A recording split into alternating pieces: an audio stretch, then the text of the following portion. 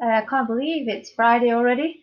But I hope you've had a lovely week. And some of you have produced some really good work. I really have enjoyed reading your stories. So today in English we are going to look at a punctuation recap because we have completed our stories. So I thought we would look at the main task today and just have a little punctuation test just to see how much you've learned this week. So for your first part, I have included 3 different questions to do with punctuation. So A says, can you place commas around the relative clause in this sentence? So it says, Great Fire of London, which started on Pudding Lane, destroyed many buildings in England's capital city.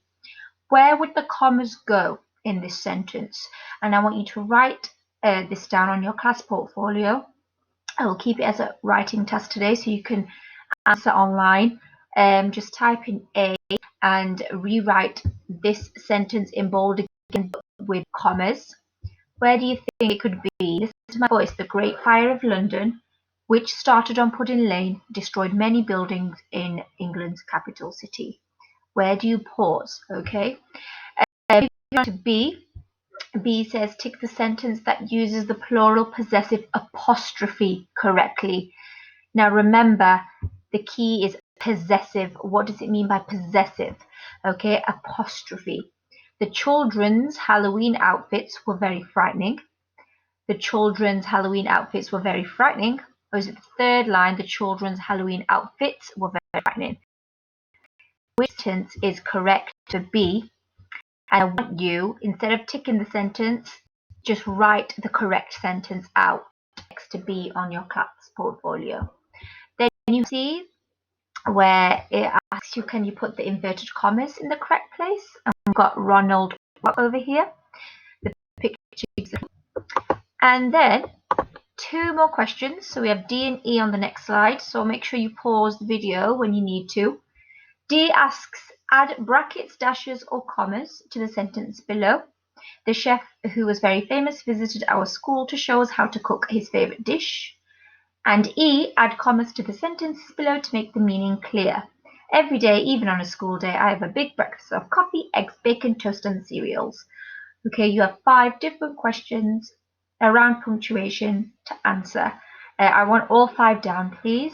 A, B, C, D, and E. So good luck with that. And once you have completed that, I just want us to go back to our stories and I want us to do a bit of proofreading.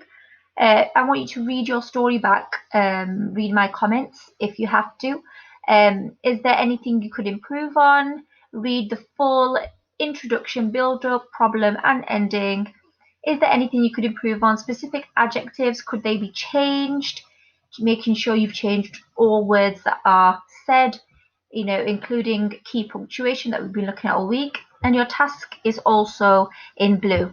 This proofreading task is just for your benefit, just to practice your proofreading and maybe get a purple pen like we do in school, if not a different colour pen, and mark your own work or get someone else to mark it maybe. But once you've completed the 5 questions that I've set you, and you proofread your work, I want you to give me 3 reasons why punctuation is important. And I want you to back your sentences with evidence.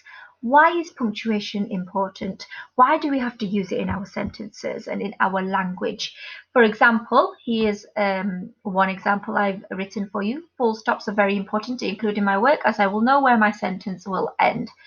That's an example. So you've said it's important and you've told me why. And you can even provide an example from your story. You can't use this example though. Full stops you can't use, but you have plenty of other punctuation to talk about.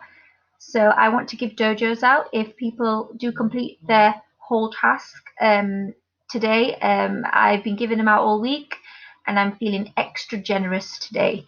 So good luck with that, and I look forward to seeing your work.